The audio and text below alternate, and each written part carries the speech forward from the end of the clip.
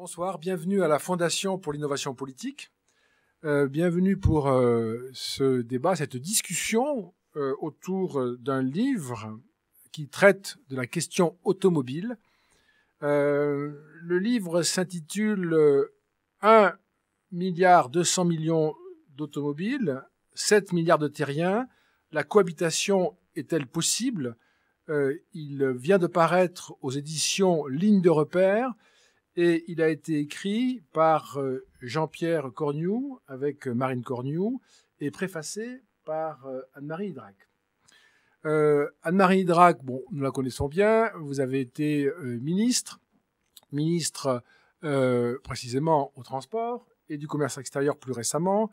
Vous avez été aussi en responsabilité à la RATP, vous avez été PDG de la RATP et présidente également de la SNCF, donc une expérience dans le domaine des transports qui est particulièrement impressionnante. Et vous avez accepté de participer à cette discussion pour avoir préfacé le livre et puis pour vous intéresser évidemment beaucoup aux questions de mobilité et de transport.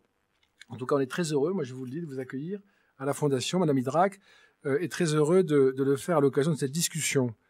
Jean-Pierre Cornu, je te présente, on se tutoie, donc je vais continuer parce que sinon ça va être étrange. Jean-Pierre Cornu est professeur à Paris-Dauphine, spécialiste de mobilité et de numérique, directeur adjoint de SIA Conseil Cabinet, qui est un conseil de cabinet précisément en mobilité, en management, mobilité numérique. Je voudrais signaler que Jean-Pierre Cornu a écrit pour la Fondation une note, les transformations numériques au service de la croissance, qui est paru en 2011 et que l'on retrouve sur le site de la Fondapol. Tu as fait beaucoup de choses, donc je ne rappelle pas tout. Je dis simplement que de nous trois, je suis le seul à ne pas avoir fait l'ENA. Ça a fait gagner du temps, même si tous les trois, nous avons fait Sciences Po. Voilà, une présentation synthétique des choses. Et puis, je voudrais présenter aussi Marine Cornu, qui n'est pas présente, parce qu'elle vit à Québec. Marine Cornu, qui est la fille de Jean-Pierre Cornu, qui a coécrit le livre avec Jean-Pierre Cornu, qui est journaliste scientifique à Québec Science et qui a reçu cette année, enfin en 2012, le prix de la Fondation Varenne du journalisme scientifique et qui a donné d'ailleurs au livre sa dimension scientifique sur toute une série de questions touchant à la santé publique, des effets de ce type, qui sont traités avec beaucoup de rigueur dans ce livre sur la question de l'automobile. C'est un livre sur un paradoxe que chacun a présent à l'esprit, qui est un paradoxe de la globalisation. L'idée, au fond, que le niveau de vie des pays émergents augmente sensiblement, un nombre croissant d'humains accède à l'automobile. L'automobile est comme moyen de transport une espèce de triomphe de l'ingéniosité humaine, répondant à beaucoup d'attentes de l'humain en termes de liberté, de facilité d'usage, enfin toute une série d'avantages tout à fait considérables et qui expliquent évidemment le triomphe de ce moyen de transport.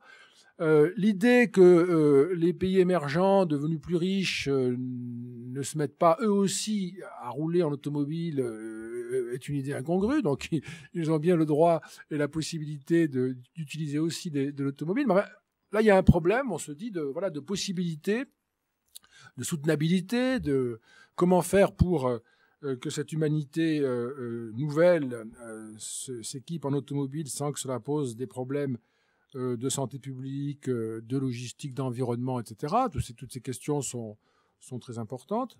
Et en même temps, nous sommes à Paris, nous sommes en France, dans un pays qui a encore toujours un débat sur l'automobile, avec des situations très paradoxales, mais enfin un débat fameux, assez tonitruant sur l'industrie automobile et plutôt sinistre d'ailleurs, sur le déclin, la disparition, l'effacement. Question d'ailleurs qui se pose dans des termes très différents au niveau européen, selon les pays. Voilà, donc c'est toutes ces questions-là qu'on voudrait aborder ce soir, pour un sujet majeur, chacun le sait, à tout point de vue, et que le livre de Jean-Pierre Cornu et Marine Cornu traite de façon tout à fait passionnante, puisque je l'indique ici rapidement, mais vraiment, on a l'impression que toutes les questions sont posées et traitées le covoiturage, l'énergie, l'industrie, l'aménagement urbain, les problèmes de trafic, enfin, les aspects culturels, historiques, tous ces aspects sont pris en compte dans le livre. Et donc, on a une espèce de point complet sur la question de l'automobile. Et alors, on fait comme à chaque fois, hein, c'est un débat une discussion qui doit être informelle. Il ne faut pas que ça ait un côté trop pesant. Donc, je vais, si vous le voulez bien, peut-être vous proposer, Anne-Marie Idrac, une première réaction sur ce livre que vous avez préfacé et votre point de vue peut-être général pour commencer sur la question de l'automobile, ce sujet. Est-ce que vous voulez l'aborder d'abord par l'angle industriel français qui nous a beaucoup occupé récemment, qui donnait le sentiment que nous étions en train de perdre une industrie qui avait chez nous une importance historique et culturelle considérable, ou bien peut-être d'abord un point de vue plus global sur le sujet. En tout cas, je vous laisse le choix. Merci beaucoup. D'abord, je suis ravie d'être ici. Et je trouve que le débat qu'on doit avoir sur l'automobile et la mobilité est tout à fait en ligne des publications que je trouve particulièrement intéressantes de la Fondapol. Par exemple, les derniers 2 petits opuscules là sur la robotique, oui. C'est absolument génial. Ce qu'avait fait Jean-Pierre Cornu précédemment sur le numérique, ou d'autres choses. Je vous disais, j'avais beaucoup aimé le fascicule sur la philanthropie, parce que je trouve que ce qui est intéressant, c'est de pouvoir analyser un sujet apparemment cadré de manière extrêmement ouverte et dans toutes ses facettes.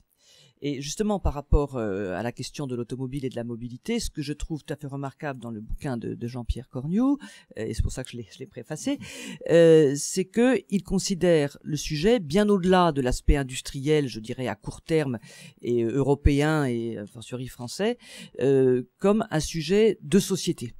Vous avez employé le mot paradoxe, et effectivement, l'automobile et la mobilité, c'est les paradoxes de la société. C'est la liberté individuelle, mais c'est les embouteillages. C'est l'accès à un statut social, mais c'est les accidents de la route. C'est l'innovation, sauf que depuis toujours, après tout, c'est 4 roues, un volant, et qu'on a un mal fou à trouver un nouveau modèle, et que les progrès attendus sur la motorisation, c'est quand même pas encore tout à fait ça. C'est un des investissements les plus importants d'un ménage accédant à la classe moyenne. En Chine, aujourd'hui, l'espoir, c'est un appartement après une voiture, en particulier pour pouvoir transporter les générations au-dessus. Mais en même temps, c'est un investissement particulièrement peu économe du point de vue de l'allocation des ressources, parce qu'il est très très peu utilisé individuellement et a fortiori pour le parc d'un pays ou d'un groupe humain. C'est la liberté individuelle, je le disais, mais c'est un des secteurs qui est particulièrement réglementé, fiscalisé, organisé par toutes sortes de régulations locales, nationales, européennes, voire globales. Et donc on ne peut pas le voir, ce sujet, si on ne le considère pas comme, encore une fois, un sujet de société. La mobilité, pour moi, c'est le reflet d'une certaine organisation des sociétés. Si on prend le cas de la Chine, dans les phénomènes des 10 dernières années, il y a à la fois pour les marchandises l'ouverture au commerce international avec l'entrée de la Chine à l'Organisation mondiale du commerce en l'an 2000, et puis la libéralisation, pas encore totale, mais une forme assez importante de libéralisation sur la circulation interne, enfin sur la mobilité interne des travailleurs entre les différentes régions, avec donc le phénomène de l'urbanisation.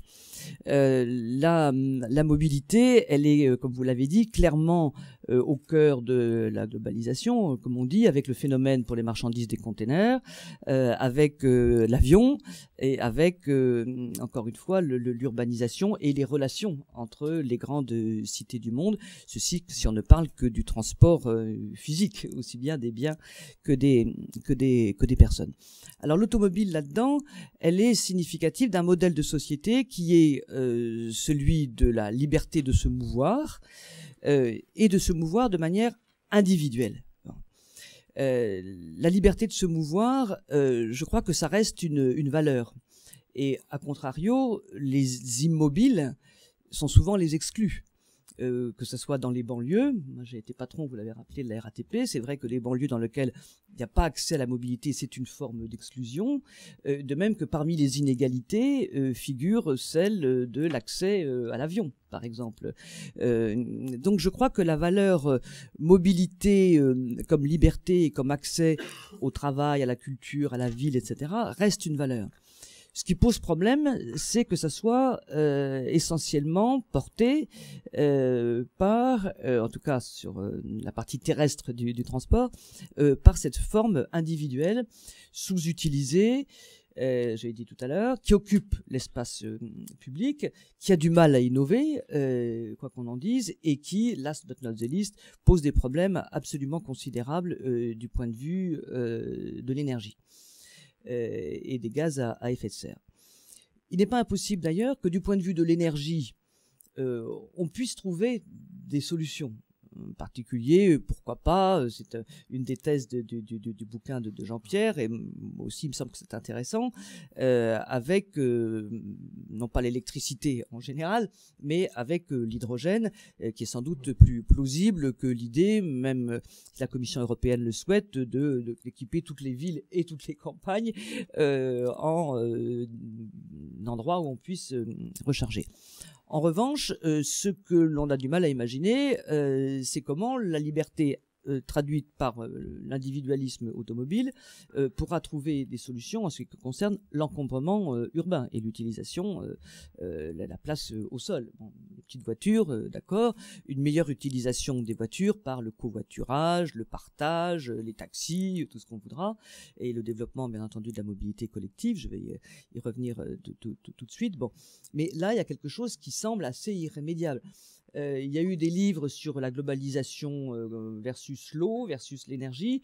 J'ai pensé à un moment essayer de faire un livre sur la globalisation des embouteillages, et puis je me suis rendu compte que ça n'aurait strictement aucun intérêt parce que dans toutes les villes du monde, c'est malheureusement la même chose. L'un des grands intérêts de ce livre, en bouclant sur le fait que l'automobile, en fait, c'est un objet de société, c'est de parler moins de l'automobile comme objet industriel, même s'il y a énormément de choses absolument passionnantes et certaines rigolotes sur les évolutions industrielles en France, Grande-Bretagne, États-Unis, la Chine, etc., l'Allemagne, bon, mais de concevoir l'automobile comme un service, moins comme un objet à posséder individuellement que comme un service de mobilité utilisable plus ou moins collectivement. Et ça, c'est une évolution très très intéressante et importante sur laquelle d'ailleurs les différents constructeurs ne se positionnent pas de la même manière. Il y en a qui sont plus intéressés que d'autres par cet aspect serviciel de l'automobile. Et ceci nous amène à l'idée de l'automobile à la mobilité ou du transport à la mobilité, puisque on est en train de parler de phénomènes de société qui sont en train de changer complètement, me semble-t-il, avec le numérique. Le transport, vous avez rappelé que j'étais PDG de 2 assez grosses boîtes de transport terrestres françaises. Le transport, en quelque sorte, c'est du temps. Et c'est du temps perdu. Quand on passe à l'idée de mobilité, on est beaucoup plus sur la notion d'espace. Et aujourd'hui, tous les opérateurs de transport sont en train d'imaginer comment est-ce que l'on peut utiliser au mieux le temps pour en faire un temps d'échange, les lieux, les gares, etc. pour en faire des espaces commerciaux de convivialité ou culturels, et avec les relations tout autour, avec les espaces urbains, quels qu'ils soient. Et donc moi je crois que l'avenir de l'automobile dans les sociétés occidentales, en particulier européennes, parce qu'aux États-Unis les espaces et le coût du pétrole, c'est des paradigmes un petit peu différents. Mais l'avenir de l'automobile en tant qu'objet industriel, moi je ne le sens que s'il y a vraiment des progrès sur la motorisation, et surtout si elle s'inclut dans ces chaînes de mobilité largement modernisées par le numérique. Il est vrai que dans les pays émergents, comme vous le disiez tout à l'heure, on a du mal à dire aux jeunes bon ben vous avez eu des vélos, il y a 10 ans c'était des motos, enfin ou des vélos électriques, ça continue d'ailleurs maintenant, mais l'automobile c'était pas pour vous. Et moi je crois que c'est dans les services, dans le numérique et dernier simplement, dans les motorisations, que l'on peut imaginer des innovations aussi importantes que celles qui sont relatées dans les publications de la Fondapol que j'évoquais tout à l'heure. Voilà quelques mots pour essayer de mettre le débat le plus large possible. Et j'ai encore certainement oublié beaucoup de ces facettes. Alors, merci. Bon, vous aurez l'occasion de les traiter, soit de nouveau, soit d'y revenir. Mais une question pour Jean-Pierre Corgnoux. Est-ce qu'on peut un moment revenir à l'aspect industriel plus précisément, après avoir considéré l'aspect de l'usage? On peut revenir sur tout ça, il faut encore une fois, ce sont des thèmes très importants et qu'il faut évoquer, mais que se passe-t-il dans l'industrie automobile française qui a conduit à la situation dans laquelle nous sommes aujourd'hui par rapport à la fois au monde entier, mais aussi à nos voisins européens? Est-ce qu'on peut caractériser ça? Et est-ce qu'il est nécessaire qu'on reconstruise une industrie automobile française? Est-ce que c'est possible? Il faut rappeler un fait industriel historique. C'est la France qui a inventé l'automobile. Et la France, d'ailleurs, a inventé le moteur à explosion. Bon, on se l'est fait piquer par Gottlieb Daimler. Mais c'est un Normand qui a inventé le moteur à explosion en 1870. Et on a connu un essor extraordinaire d'inventeurs, de concepteurs, d'industriels, de commerçants autour de l'industrie automobile entre 1890 et 1914. Le paroxysme de cette évolution était singulièrement les taxis de la Marne, où on a pu démontrer un savoir-faire réel, qui était à l'époque celui de Louis Renault, en matière de conception d'un produit parfaitement adapté à des besoins, puisque les taxis, c'était déjà la première innovation servicielle du début du XXe siècle. On a inventé l'automobile et on l'a inventé avec des hommes remarquables. L'histoire retient la rivalité entre Louis Renault et André Citroën, arbitrée par les frères Michelin ultérieurement, qui ont vraiment construit cette industrie et qui existe encore, et avec les noms que l'on connaît, les noms de ses créateurs, Peugeot, Michelin, Citroën, Renault, et qui aujourd'hui montrent bien que nous avons su, les premiers au monde, domestiquer cette innovation technologique extraordinaire qui était l'automobile. Alors l'industrie automobile française a été leader jusqu'en 1908, parce qu'il y a un type qui s'est appelé Henry Ford et qui a dit « mais c'est une idée géniale, mais au lieu de faire comme les Français des voitures de luxe, puisqu'on était spécialiste du premium à l'époque, je rappelle souvent que Louis Renault était le fournisseur exclusif de la cour de Russie. Henry Ford a dit je vais faire une voiture qui va être le cheval pour tout le monde, moins cher. Et il a inventé la Ford T. Et il a été le premier, lui, à introduire dans l'industrie automobile un concept fondamental et fondateur, c'est l'industrialisation à outrance. Ça a donné un adjectif, le Fordisme. Et donc, on a perdu le leadership en volume, mais on l'a gardé jusqu'en 1939 en créativité, en intelligence du produit et dans notre capacité à amener des solutions industrielles conçues par des ingénieurs pour trouver les réponses les mieux appropriées au développement de ce produit et de ce véhicule. Et en particulier, tout le monde se souviendra de la première traction avant, en 1933, inventée par André Citroën. Donc nous avons une très solide, robuste, puissante tradition d'ingénieurs de l'automobile qui ont su inventer, perfectionner et développer ce produit jusqu'à la Seconde Guerre mondiale. Alors qu'est-ce qui s'est passé après ? Il s'est passé quelque chose d'assez brutal, c'est que finalement, par la conjonction d'un certain nombre de décisions publiques, qui étaient liées d'ailleurs au rationnement à l'époque, on s'est spécialisé dans la voiture petite et moyenne, dont les symboles ont été après-guerre la 2 chevaux, Citroën, qui était un succès extraordinaire, et la 4 chevaux. Et Peugeot avait des véhicules analogues. Et donc on a, de cette industrie qui était une industrie très généraliste, très innovante, très avancée à la fois sur le plan de la conception, du marketing et de l'industrialisation, on est revenu à une industrie plus étriquée dans ses finalités pour en faire un produit grand public qui a eu un succès extraordinaire jusqu'en 1973, puisque ces 2 décennies 50-60 ont été l'âge d'or de l'industrie automobile française. Un âge d'or reconnu par des grandes innovations, des transformations technologiques, des batailles industrielles et une capacité extraordinaire. Et j'ai retrouvé, en faisant le livre, dans les archives, ce qui est extraordinaire avec Internet, c'est qu'on trouve les documents d'époque dans leur forme, en disant, au fond, il y a une industrie qui est différente, qui est l'industrie américaine, mais au fond, il y a une autre industrie mondiale, qui est l'industrie française. Et d'ailleurs, on ne voit pas, et ça date de 73, on ne voit pas qui pourrait nous concurrencer. Et avec cette forme très particulière qu'ont les industriels français, qui est de dire, au fond, voilà, on est les rois du monde, on va faire ce qu'on a toujours fait, c'est-à-dire qu'on va faire voitures petites et moyennes, et avec la complicité des pouvoirs publics qui voyaient un grand intérêt, parce que c'était les 30 glorieuses, on développait les routes, on développait les hypermarchés, on développait les UP en périphérie, on n'appelait pas ça encore les quartiers, et on a créé un écosystème très français. On a complètement raté l'internationalisation de l'industrie automobile. Renault a essayé 3 fois de s'implanter aux États-Unis, 3 échecs, avec la 4 chevaux, avec la Dauphine, et plus tard avec le rachat d'AMC. 3 échecs.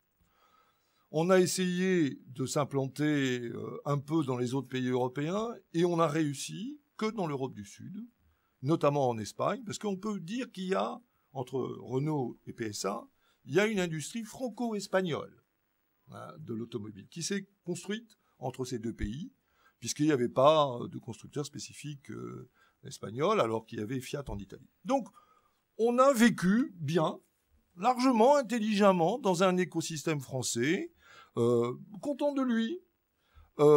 Et puis, il y a eu la crise de 74 qui a complètement et définitivement cassé les velléités des Français d'investir le haut de gamme.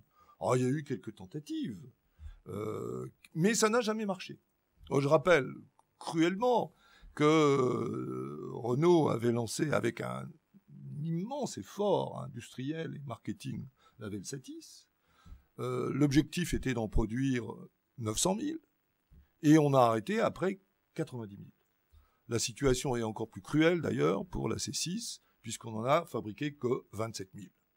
Donc vous voyez que là où les Allemands ont installé un écosystème extrêmement différent, nous on a inventé la petite et moyenne automobile et on y réussit très bien. Mais, et là, le drame commence.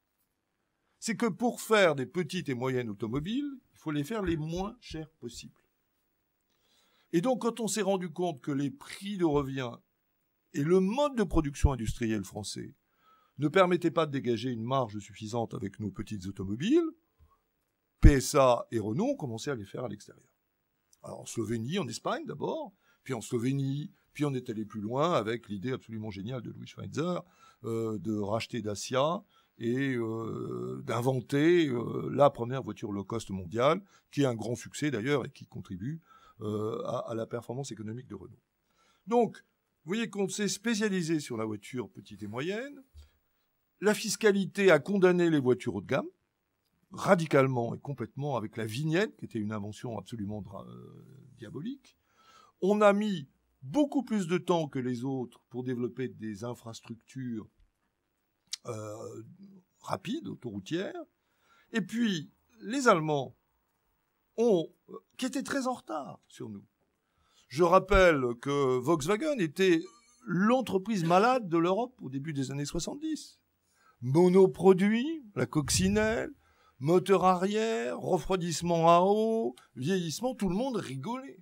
Tous les ingénieurs français rigolaient devant ce groupe absolument incapable de sortir de ce monoproduit. Alors, ils ont réussi à le vendre aux États-Unis, mais tout le monde se disait, mais enfin, bon, quand est-ce qu'ils arrêtent, quoi? Ils savent pas fabriquer de voitures. Et alors là, ils ont eu l'idée intelligente de progressivement regrouper toutes les entreprises, d'une part autour du groupe Volkswagen qui est devenu l'épicentre de l'industrie automobile allemande, avec l'aide des pouvoirs publics d'ailleurs, et autour de BMW et de Mercedes qui ont suivi un chemin en regroupant un certain nombre d'entreprises pour rester développés dans le haut de gamme. Et les Allemands, collectivement, ont fabriqué un modèle industriel fondé sur 3 idées simples. On se fiche éperdument des limites de vitesse. Et ils ont imposé, et c'est le seul pays au monde, qui considère normal de faire des voitures qui vont à 250 km/h, bridées électroniquement, ce qui fait toujours marrer, alors que tout le monde sait que ça sert strictement à rien. J'étais tout à l'heure place de l'Étoile, j'avais devant moi que des Porsche, alors une Panamera S, des Cayenne S, enfin tout ce qui se fait de mieux, de plus gros, de plus cher, et qui tournait à 5 km/h autour de la place de la Concorde, comme tous les autres. Immatriculé 75, évidemment, ou 92, parce que c'est le seul endroit où on peut s'acheter ce genre de bagnole. Donc, ils ont inventé un écosystème, et ils ont aussi inventé, parce qu'ils sont très intelligents, un lobbying extraordinaire mondial pour ériger le modèle allemand en modèle universel. Et aujourd'hui, la berline allemande est devenue l'archétype de la voiture haut de gamme et de luxe. Et on en vend partout dans le monde. Et il n'y a pas d'équivalent. Même les Japonais avec Lexus ou Infiniti pour Nissan n'arrivent pas à monter au niveau. Quant à la belle américaine, que ça soit la Lincoln Continental ou la Cadillac, elle est complètement dépréciée, puisque vous savez que les Cadillac aux États-Unis, c'est des voitures de loupard complètement dépréciées socialement. Donc, on est bien là dans la construction méthodique et systématique de 2 modèles d'industrie européenne. Une industrie de voitures populaires, démocratiques, qui a essayé de monter en gamme, mais qui n'est jamais parvenue parce qu'elle n'a pas été soutenue par ça. Et une industrie allemande qui a vraiment su intelligemment monter en gamme. Et puis d'ailleurs, expliquer à tout le monde que les gros V8 ou les gros V6, ça pollue pas. Et donc en retardant toutes les décisions de l'Union européenne pour mettre effectivement une réduction de l'émission de CO2. Alors, l'industrie française aujourd'hui, elle est dans les cordes. Elle est dans les cordes, non pas en France, parce qu'elle n'a jamais autant produit de voitures dans le monde, même PSA, qui, il faut le rappeler, avec Citroën, est présent en Chine depuis une quinzaine d'années, avec le groupe Renault-Nissan, dont on oublie quand même, et ça me fait souffrir, en tant qu'ancien de Renault, que c'est quand même Renault qui a racheté Nissan, et qui a sauvé Nissan des difficultés, 44% du capital, et qui a envoyé des ingénieurs et beaucoup d'intelligence et beaucoup de moyens au Japon pour aider Nissan à remonter la pente. Les Japonais ont très bien instrumentalisé d'ailleurs cette compétence-là. Et on a racheté Dacia, qui est au fond, un des fleurons du groupe aujourd'hui Renault-Nissan. Donc Renault a une position internationale aujourd'hui qui est acquise. Je rappelle que l'année dernière, en 2011, un peu par chaos technique des Japonais, l'Alliance est arrivée 3e en production automobile mondiale. Aujourd'hui, ils sont 4e puisque les choses sont revenues normales. Les Américains sont 2e, le groupe GM. Le premier, c'est Toyota. Le 3e, c'est Volkswagen.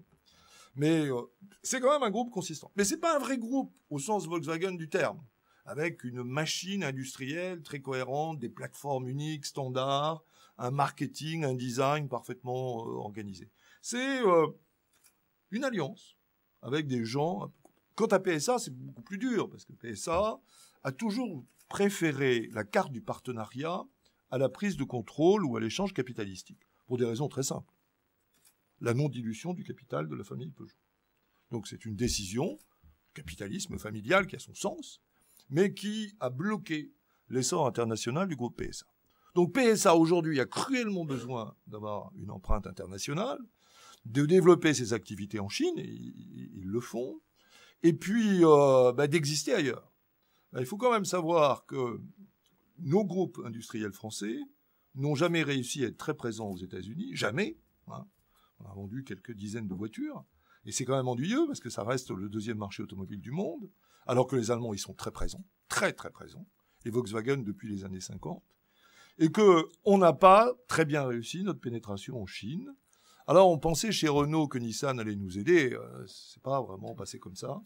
Nissan vend beaucoup de voitures en Chine, réussit plutôt bien, mais Renault n'y est pas présent. Et comme par ailleurs, on vend à peu près 10 Renault par an au Japon, on n'a pas non plus très bien réussi notre pénétration au Japon. Donc on est dans les cordes parce qu'on est trop petit, trop européen du Sud, et qui fabrique des trop petites voitures qui n'ont pas une image internationale forte.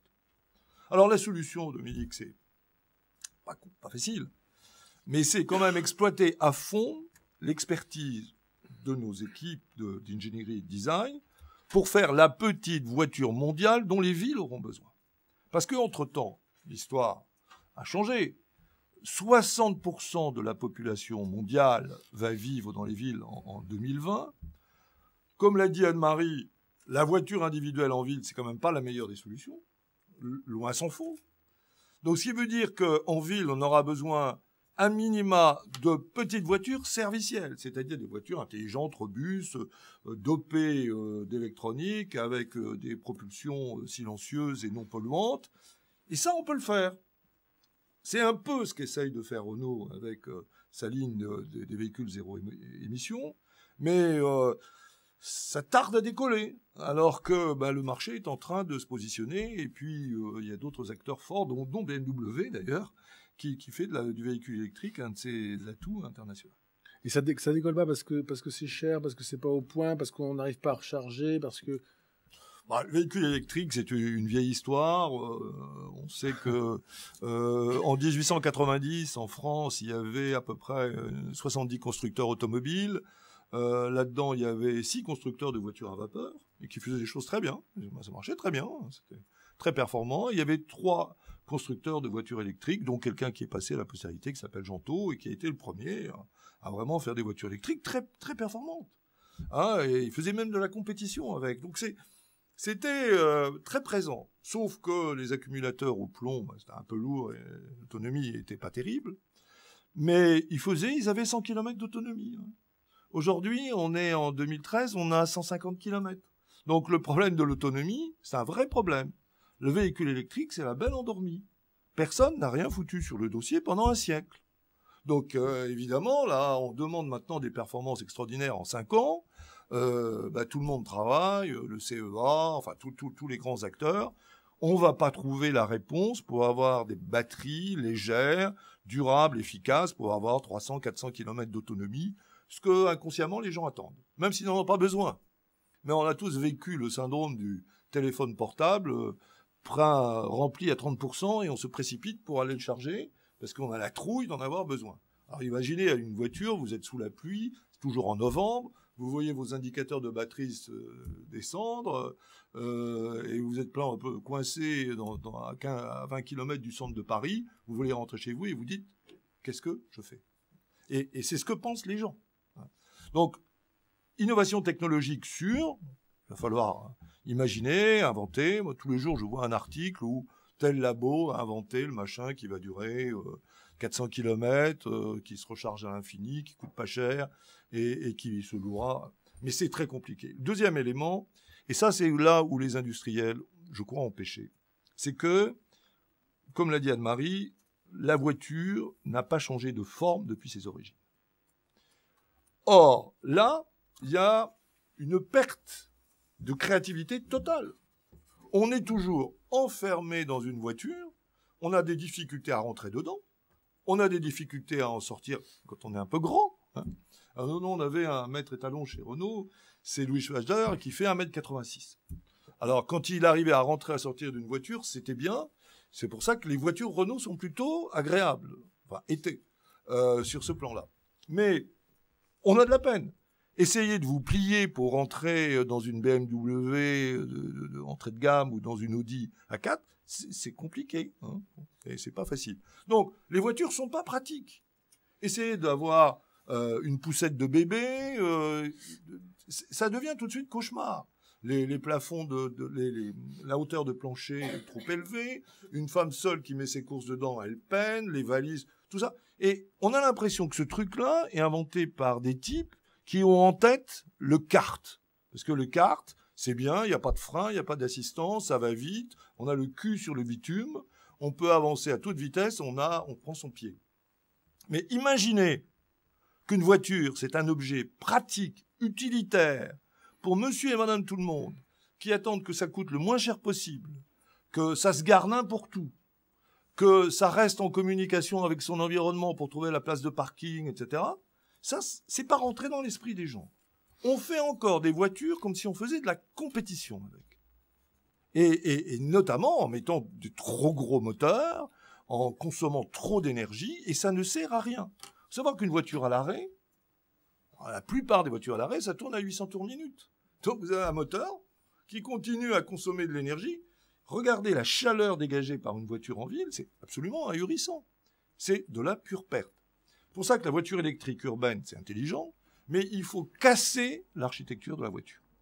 Il faut imaginer des choses réellement novatrices, dans lesquelles on est confortable, on est protégé, mais on roule à 100 km/h, c'est déjà maximum, et ça se gare bien, ça s'empile, ça se met comme on veut, ça occupe pas 10 mètres carrés au sol, et ça pèse pas 2 tonnes. Une voiture aujourd'hui, c'est 1,5 tonne, 1,6 tonne d'acier, beaucoup, ce qui fait le bonheur des sidérurgistes. Mais franchement, c'est pas la bonne solution. La voiture de demain, elle sera tubulaire, en composite, recyclable à l'infini, ultra légère, avec un moteur dans le plancher pour pas que ça prenne de la place, moteur électrique ou à hydrogène, et ça sera une voiture totalement automatisable, pratique, sympa, et qui se commandera à la voix comme un iPhone. Mais il faut l'inventer. Pourquoi pas nous ? Il y a déjà la Google Car qui est un prototype. C'est de la pub. Vraiment ? Ouais, mais Google, il touche à tout. Il y a la Google centrale électrique, il y a la Google Car, il y a la Google Lunette. En dehors de la marque, la fonctionnalité, comment dit-on ça ? Moi, je ne suis pas du tout compétent dans ce domaine-là, mais c'est impressionnant, cette possibilité d'une conduite totalement automatisée. Oui, non, mais c'est sympa. Enfin, c'est une Toyota Prius. C'est plus que sympa. Non, mais c'est une Toyota. Ouais, mais il faut réfléchir à la logique d'usage. Il faut toujours se mettre dans la situation normale. Une voiture automatisable, c'est très bien quand on est sur autoroute et qu'on va de Paris à Lyon et qu'on se met derrière un camion à vitesse constante et là, les automates marchent bien. Sauf que c'est idiot d'aller de Paris à Lyon en voiture. C'est pas, non. Il y a d'autres solutions. Donc, évidemment, la Google Car et l'automatisation, l'idée d'avoir des trains de voitures les unes derrière les autres, c'est conceptuel et ça marche. Ça marche aux États-Unis sur les grandes distances, avec effectivement des traversées en pétrole pas cher, si c'est encore des voitures pétrole. Mais pour aller au chercher supermarché avec ses gamins, c'est moyen. Voilà. Alors par contre, on va mettre de l'intelligence dans les voitures, bien sûr, et on en a mis déjà beaucoup, mais pour faire tout simplement... Moi, je suis déçu, j'aime bien Google Car. Je trouve ça mais formidable. Je suis désolé. Je suis très impressionné. Je me dis, pour une population qui vieillit, qui n'a pas besoin... Il y a le train. Enfin... Non, mais il y a au minimum les régulateurs de vitesse pour ça. Ouais. Non, c'est un... Et puis pourquoi pas, quelques-unes. Non, vous n'avez pas l'air du tout convaincu. Hein. Mais... Moi, je trouvais que j'ai l'impression que c'était l'avenir. Mais j'en parle. Non, l'avenir. Attends, il faut réfléchir. Alors, et c'est pour ça qu'il ne faut pas parler objet industriel. Il faut parler mobilité. Quels sont les cas d'usage de la mobilité ? La mobilité, ça commence par la marche à pied. Et ça a été le lot de l'humanité pendant des dizaines de siècles. Et ce qui réduisait le rayon d'action, mais c'était très bien la marche à pied. Hein, et d'ailleurs, on encourage à le faire. Donc pour la ville et pour ta rue, là, la marche à pied, c'est ce qu'il y a de mieux. Hein. Une Google Car, ça servirait vraiment à rien. Franchement, il y a le vélo, il y a le vélo à assistance électrique, il y a les voitures électriques en libre usage, il y a le TGV. Il y a l'avion quand on veut faire un peu plus loin. Donc c'est ça qu'il faut regarder, c'est de dire j'ai une palette de moyens et comment je vais assurer l'interopérabilité de tout ça, notamment à travers les moyens de paiement et à travers la fidélisation pour plus faire la queue parce que c'est rasoir. Je rentre, je m'assois, je sais où je me pose et puis je me pose plus de questions. L'avenir de la mobilité automobile, c'est pas l'auto-immobilité que l'on vit dans les villes. C'est donc une vraie mobilité intégrée de bout en bout, du domicile au domicile, ou au centre commercial ou au travail, de façon intégrée et intelligente. Anne-Marie Drac, c'est là où on va mettre de l'intelligence. Ouais, vous avez ce qui est décrit là par Jean-Pierre Cornu à l'instant. Là, je fais référence à votre expérience à la tête de la RATP de la SNCF, en particulier la SNCF en l'espèce. Là, on a un réseau qui est très réputé en France par la finesse de son maillage, mais enfin, ça n'est pas, je dirais, ça n'est pas du tout ça ne répond pas à tous les besoins de mobilité. Non, bien sûr, mais je crois que justement, quand on réfléchit en termes de mobilité, il faut y mettre un S, bon, parce que, comme le disait Jean-Pierre, on peut avoir besoin dans une année ou même dans une semaine ou voire dans une journée d'aller faire une petite course à pied avec un panier à roulettes, d'aller rejoindre la gare, ce qu'on peut faire pourquoi pas en vélo ou si on a des bagages en tramway ou en autobus. La mobilité, elle est si on parle d'usage, elle est liée à des modes de vie, à des moments de la vie et à des lieux de vie. Et par exemple, c'est pas du tout la même chose, effectivement, d'habiter à la campagne ou d'habiter en centre-ville. On dit que la France est très bien équipée, en particulier l'agglomération parisienne est extrêmement bien équipée en transport en commun, ce qui fait qu'à Paris, il y a moins de la moitié des ménages qui possèdent une voiture, même s'ils utilisent Autolib ou s'ils utiliseraient volontiers davantage de taxis s'il y en avait. Bon, d'autres villes, agglomérations européennes et françaises, Lyon en particulier, Lyon c'est absolument formidable comme réseau et comme interconnexion entre différents réseaux, le tramway, le métro, la gare, l'aéroport Saint-Exupéry, etc. Bon, c'est vrai que dans le fin fond de la campagne, ce ne serait pas une très bonne allocation de moyens que d'investir ou même de faire circuler des moyens de transport collectif par rapport à l'automobile. On a fait le contraire. Moi, je dis souvent que sur certains tronçons de la SNCF, il vaudrait mieux faire circuler un bon autocar ou un bon taxi collectif avec filtre à particules plutôt qu'un train diesel aux trois quarts vide. Bon, donc la question de l'allocation des moyens est extrêmement importante, comme on l'a dit depuis le début dans les différents segments, moyens en espace, moyens en énergie, moyens industriels ou financiers, et notamment en finance publique. Donc il faut avoir une vision aussi fluide que possible de ces chaînes de déplacement pour le même individu ou des différentes chaînes de déplacement à l'échelle d'une communauté et par exemple à l'échelle d'un pays. Pour en rajouter dans les éléments de la mobilité, moi je trouve que quelque chose qui a beaucoup modifié la mobilité ces dernières années, c'est la valise à roulettes. La valise à roulettes, elle rend, en termes d'usage concret, elle rend beaucoup plus facile l'idée de se rendre à la gare ou à l'aéroport par un transport collectif, de se rendre d'un terminal à l'autre. Bon. Et au-delà de l'anecdote et un petit peu du sourire, c'est une manière de dire que quand on parle d'usage, on parle d'innovations qui sont pas forcément très élaborées, mais qui permettent véritablement de changer la vie des gens. Je voudrais dire un mot à propos de la voiture électrique. Bon, je suis complètement d'accord avec ce qu'a dit Jean-Pierre. Bon, mais la voiture électrique, elle est entre guillemets écolo lorsque l'électricité est produite de manière écolo. Bon, alors certes, toute voiture électrique au niveau local mettra moins de CO2 et moins de mauvaises odeurs et moins de trucs mauvais pour les asthmatiques qu'une voiture à pétrole. Bon, ça reste pas le moins que globalement, et si on parle à terme, comme on peut l'espérer, d'une tarification du CO2, ce genre de choses, c'est certain que l'électricité produite à base de charbon n'a quand même pas le même effet global, macro, que d'autres formes d'énergie. Et comme on est parti, et je crois que c'est vraiment important pour avoir une approche à la fois de la globalité industrielle, la globalité des marchés et de leur spécificité, on peut pas avoir une espèce de dogme selon lequel le seul électrique serait le plus écolo. Ce qu'il y a de plus écolo, malgré tout, pour sans doute encore longtemps, ce sont les réductions de consommation d'énergie, que ce soit dans la voiture ou d'ailleurs dans d'autres domaines. Parmi les questions parce qu'il y a des questions qui sont posées via Twitter, qui assistent à vos interventions. Il y a deux questions là que je retiens. Je vous les pose du coup. Première question, je les pose toutes les deux. Hein. L'État n'est-il pas trop impliqué dans le secteur automobile en France, à l'inverse des autres pays? Question à laquelle peut-être on pourra apporter une réponse. Moi, je n'ai pas d'idée à ce sujet. Et deuxième question, pour améliorer la production automobile française, pourquoi ne pas fusionner Renault et PSA? Vous savez que par rapport à la première question, il y a presque une belle contradiction.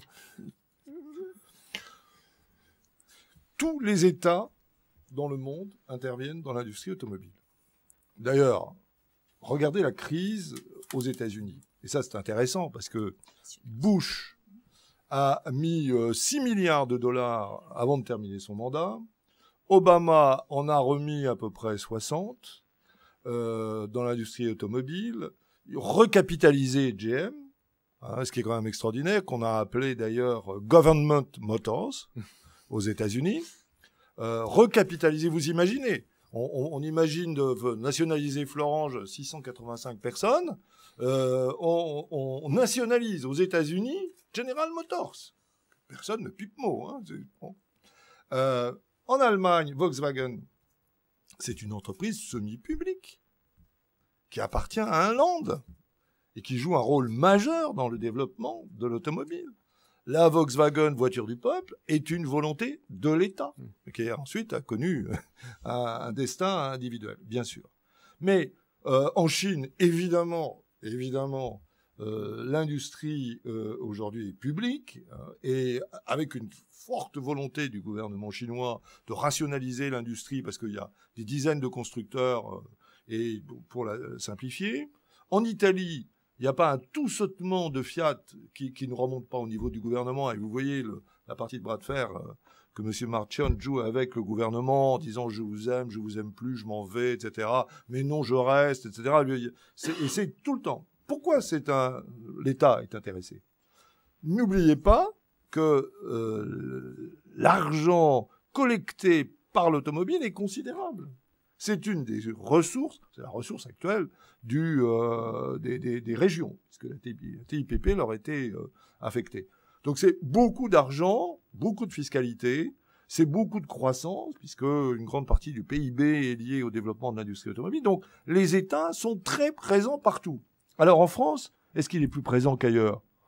Bon, l'État a 15% des actions de Renault. On se demande ce qu'ils en font d'ailleurs.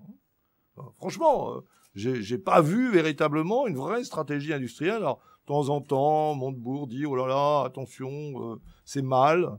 Et alors ce qui est assez curieux, ce que je trouve assez formidable, c'est que en termes d'action publique, c'est que Montebourg a été très critique et très violent avec PSA et très tendre avec Renault, mais qui fait exactement la même chose. Aujourd'hui, officiellement, on ne dit pas qu'on va fermer d'usine Renault. C'est un secret, je crois. Je n'en dirai pas plus. Mais la réalité, c'est que aucun pouvoir public dans le monde ne peut se désintéresser de l'automobile. C'est un objet public, et comme l'a dit Anne-Marie, qui a cette particularité étonnante de développer la liberté individuelle, mais dans un carcan public. Qui paye les routes? Qui paye les routes? C'est l'État, donc la collectivité. Qui gère la sécurité routière? L'État, avec beaucoup de succès en France d'ailleurs. On peut dire que c'est la seule politique publique qui ait marché. Bon, c'est vrai. C'est vrai que quand Chirac avait lancé ça, on était encore à 8000 morts. Ah oui, L'année dernière, 3005. Ah oui. Alors ça, Chirac, c'est extraordinaire. On peut lui rendre hommage là-dessus parce qu'il a eu le courage de faire un truc auquel personne ne s'était jamais attaqué. Et pas populaire, parce que bon, mettre des radars partout, etc. Donc, je crois que on peut pas dire que l'État s'intéresse plus à l'automobile en France qu'ailleurs, ni plus, ni moins, ni mieux. Le deuxième sujet, faut-il fusionner PSA et Renault? Certainement pas. Certainement pas. Je crois que c'est la pire des idées qu'on pourrait avoir. C'est génétiquement deux entreprises profondément différentes. On sait bien d'ailleurs que quand on fusionne un pas très bien portant avec un peu malade, en général, ça donne pas des résultats spectaculaires. Et puis en plus, c'est génétiquement deux boîtes différentes. Non, il faut que PSA fusionne avec, je sais pas qui, on avait parlé de BMW un jour. General Motors, ça marchera pas. Enfin, c'est pas très facile et ça avance pas très bien d'ailleurs. Et Renault, Renault a tracé sa voie avec l'alliance Renault-Nissan, Dacia, Renault-Samsung Motors. Donc voilà les solutions. Moi, je pense qu'il faut éviter de jouer au mécano industriel. On sait que ça ne marche jamais. Et je pense qu'aucun homme d'État ne peut résoudre le problème industriel de l'automobile par le volontarisme. Anne-Marie Drac vous évoquiez avec beaucoup de raison une certaine ambiguïté dans l'énergie électrique utilisée pour l'automobile. Vous l'avez expliqué très bien, je ne reprends pas l'explication. Selon l'origine de l'électricité, effectivement, ce n'est pas la même contribution au développement durable. Est-ce qu'on peut revenir un moment sur la question de l'énergie, l'enjeu énergétique? Le pétrole, c'est moins cher, c'est toujours plus cher. Il n'y a pas de nouvelles réserves qui ont été découvertes du côté de la Norvège. Je crois que si on se situe sur le long terme, la demande, en particulier des pays émergents, enfin, à commencer par la Chine, alliée à la difficulté croissante des nouvelles ressources que l'on peut découvrir, le pré-salt ici, des ressources sous la banquise ailleurs, que sais-je, bon, avec évidemment, et à juste titre, toutes les normes environnementales et de sécurité qui renchérissent également les coûts, on est quand même globalement sur il y a peu d'hypothèses sur un effondrement du prix de l'énergie, c'est le moins qu'on puisse dire, même s'il y a le phénomène américain, mais qui pour l'instant, et sans doute encore pour pas mal d'années, reste circonscrit aux États-Unis, du gaz et de l'huile de schiste, enfin des ressources non conventionnelles. Et je crois que cette question de l'énergie, elle est pour les populations importante du point de vue du coût. Une grande partie de l'explication de ce que les transports en commun en France et en Europe continuent à voir leur fréquentation augmenter malgré la crise, c'est la contrepartie de l'augmentation du coût du coût du pétrole, évidemment. Bon. Mais indépendamment du coût, la question des pollutions, elle est de plus en plus sensible. Dans les soucis des ménages urbains chinois aujourd'hui, il y a la qualité de l'alimentation, il y a le prix du logement, et puis il y a les pollutions. Et la pollution atmosphérique, urbaine, les maladies qui en découlent pour l'enfant, le seul enfant des familles, etc., etc. Donc je crois que cette question, à la fois du point de vue de la santé stricto sensu et de son ressenti par les populations, quelque chose d'européen, mais pas simplement d'européen. Quelque chose en tout cas qui en Chine apparaît, peut-être pas encore dans les autres pays d'Asie, mais qui apparaîtra de plus en plus. Jean-Pierre Cornu, sur la question de l'énergie, bon, moi j'avais un peu le sentiment, mais encore une fois, ça suppose des compétences que je n'ai pas, que cependant le pétrole était encore beaucoup utilisé, qu'on en cherchait beaucoup, et que du coup l'incitation à vraiment investir sur des ressources alternatives restait assez faible. La question de l'hydrogène, c'est le moment d'en parler parce qu'on arrive bientôt à la fin, mais la question de l'hydrogène, c'est une... Non, je pense que c'est une piste tout à fait passionnante, mais manque de chance. L'hydrogène, ça n'existe pas à l'état naturel, donc il faut le fabriquer. Ça demande de l'énergie, donc on revient à case départ. Mais ça a beaucoup d'avantages, l'hydrogène. Ça a beaucoup d'avantages parce qu'effectivement, c'est de l'hydrolyse de l'eau. Certains pays peuvent le faire. Les pays qui sont faiblement carbonés, l'Islande, je suis allé en Islande, il y a des stations service avec de l'hydrogène. Donc le Québec qui peut se spécialiser. Il y a des expériences en Allemagne avec une ou deux pompes autour des aéroports.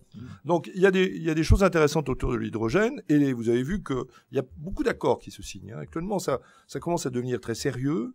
Les Japonais ont signé un accord de partenariat avec tous les pays nordiques de l'Union européenne et pas avec l'Union européenne. Là encore, bel exemple de cohérence stratégique de notre vieux continent. Donc il se passe des choses. Mais pour en revenir au problème du pétrole, pourquoi le pétrole s'est imposé? Tout le monde a ce grand fantasme de l'alliance entre les constructeurs automobiles et les pétroliers. Pas du tout. C'est que c'est le truc le plus facile, le plus simple et le moins cher. Alors, effectivement, mettre 40 litres d'essence dans une voiture, toute la chaîne de valeur fait qu'on le maîtrise parfaitement bien. Ça vous explose pas à la figure, c'est pas compliqué, ça se stocke très très bien, ça se raffine plutôt bien. Donc c'est pratique. Et le pouvoir énergétique du pétrole est remarquable. Je cite toujours un exemple très simple. Vous prenez avec 50 litres d'essence une bonne berline diesel, allez, on va faire de la pub, 1,5 litre DCI Renault. Vous faites 1000 km avec un plein. 1000 km. Vous avez un moteur qui pèse 180 kg et vous avez 50 kg de carburant. Pour faire 1000 km en électrique, il faut 1 tonne de batterie. Voilà, ce qui est déjà un problème. Alors on va mettre 250 kg de batterie dans une voiture analogue et on va faire, bon, poids du moteur électrique en plus, pas très lourd, et on va faire 150 km d'autonomie. Donc l'équation de base, elle est là. On ne sait pas. Alors il y a l'hybride qui est intelligent, mais l'hybride c'est aussi de l'essence et bon un peu mieux exploité. Donc le problème du transport des personnes et des matières premières reste très tributaire de l'énergie. Et là, il faut qu'on invente, qu'on crée, qu'on imagine. Le micro, vous pouvez passer le micro, s'il vous plaît, pour M. Francis Mer. Francis Mer, on vous passe un micro. Je suis étonné que vous n'ayez pas évoqué aussi l'autre raison pour laquelle la voiture s'est développée dans le siècle précédent. La voiture, c'est pas un instrument de mobilité, ça n'est pas vrai. C'est un instrument de liberté qu'on n'utilise jamais, puisque 95% des voitures sont à l'arrêt. Mais c'est surtout, il suffit de voir ce qui se passe en Chine, un instrument pour le statut. Et il est quand même étonnant que dans votre brillante échange et démonstration, vous soyez passé à côté de ce sujet. La bagnole, pour un couple ou pour un jeune, c'était jusqu'à présent en Europe. Et ça devient en Chine. En Chine, puis en Inde, puis ailleurs, le symbole de ma réussite. Alors quand même, ne parlons pas de transmobilité, sauf lorsque on est dans un pays développé, avec les embarras de circulation qui étaient déjà évoqués il y a un siècle et demi. Et hier, par inadvertance, je suis tombé sur les embarras de circulation à Venise entre des gens qui s'envoyaient. C'est assez étonnant de découvrir qu'à Venise, il y avait un encombrement sur les canaux, entre les gondoles, et que à la tête de certaines gondoles, il y avait apparemment un gars qui vous envoyait quelques flèches pour vous prier de dégager, parce que la gondole était prioritaire. Donc, le sujet évolution de la voiture dans le monde occidental, urbain de demain, c'est évidemment ce que vous avez évoqué. Mais attention, l'Europe, c'est rien. Et la capacité, disons, pour la Chine, pour l'Inde et beaucoup d'autres pays, de découvrir le plaisir d'avoir une bagnole restera considérable pendant au moins 50 ans. Peut-être que dans 50 ans, ils auront découvert l'absence de mérite et ils seront tombés dans les embouteillages. Je vous rappelle qu'à Pékin, il y a quand même 6 ou 7 périphériques. Alors, on n'est pas encore au stade où les Pékinois vont dire la voiture, c'est pas pour moi. Merci Francis. Je croyais l'avoir dit, Oui, je suis tout à fait d'accord. Et ça fait partie justement des avantages, comme on dit, hors coût, en quelque sorte, de la voiture allemande par rapport à d'autres. Ouais. Parce que dans la mesure où, comme vous le dites très justement, et je croyais l'avoir évoqué à propos des ménages chinois, le logement et en particulier des hommes chinois, le logement et la voiture, c'est un objet de standing et de statut et d'accomplissement et de réussite, comme ça l'a été aux États-Unis, on le voit dans les films, on emmène sa petite amie en voiture, avec le permis qu'on a très tôt aux États-Unis. Bon, dans la mesure où c'est cela, les aspects de marque, les aspects d'avantage hors coût, de réputation, sont encore plus importants que pour tout autre bien. Vous ne croyez pas si bien dire, Madame Hydrac. Le concessionnaire Ferrari en Chine s'étonnait d'avoir si peu de succès quand même en Chine. Il vendait des voitures, mais pas autant qu'il aurait voulu en vendre, et pas autant que toutes les études de marché lui permettaient d'attendre. Jusqu'au jour où il s'est dit, j'ai l'impression que si je vends pas suffisamment de Ferrari, c'est parce qu'elles sont pas assez chères. Tout à fait. Il a augmenté de 50% ou je ne sais combien le prix de la Ferrari, qui est devenu le top. Et immédiatement, tous les Chinois qui avaient envie de parader ont acheté une Ferrari. C'est l'effet Veblen, ça. Oui. C'est une des paraboles sur la fameuse compétitivité coût et hors coût. Oui.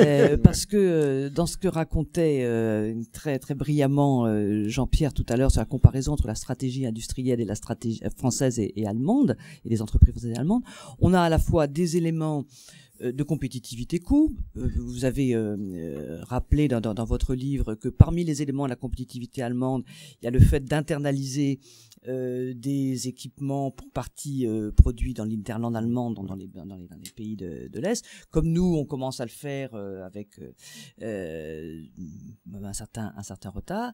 Et puis il y a les éléments de compétitivité hors coût qui font que pas simplement pour Ferrari italien en Chine, mais même pour des voitures allemandes en France, on a quand même des publicités à la télévision française en allemand sur les qualités exceptionnelles qui peuvent rendre fiers d'avoir une voiture allemande. C'est quand même un des éléments aussi intéressants et que l'on débat souvent. Donc vous avez dit que j'ai fait aussi quelques petites choses dans le commerce extérieur. C'est un des sujets que l'on voit aussi. Ouais. Nous avons publié à la Fondation une note d'Emmanuel Combe sur la compétitivité par la qualité qui est accessible sur le site. Jean-Pierre, peut-être un mot pour conclure, 1 minute, et nous allons arrêter. Bon, le paradoxe qu'a souligné Francis Maire, qui est à la fois un outil de transport et un outil de désir, est tout à fait vrai.